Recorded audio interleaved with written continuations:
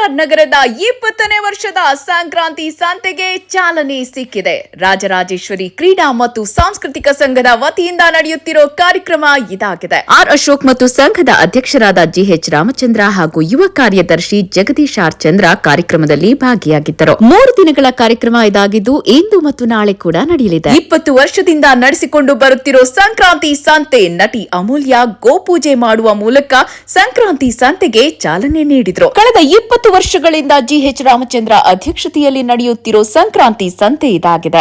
ಅದ್ದೂರಿಯಾಗಿ ಕಳೆಗಟ್ಟಿತ್ತು. ವಿಶೇಷವಾಗಿ ಹೆಣ್ಣು ಮಕ್ಕಳಿಗಂತಾನೆ ಈ ಸಂಕ್ರಾಂತಿ ಸಡಗರದಲ್ಲಿ ರಂಗೋಲಿ ಸ್ಪರ್ಧೆಯನ್ನು ಇಡಲಾಗಿತ್ತು. ಅಷ್ಟೇ ಅಲ್ಲ, ಡೊಳ್ಳು ಕುಣಿತ, ಪೂಜಾ ಕುಣಿತ, ನಗಾರಿ, ಚಿಲಿಪಿಲಿ ಗೊಂಬೆ, ವೀರಗಾಸೆ ಹೀಗೆ ಜನರನ್ನ ರಂಜಿಸಿದ್ವು.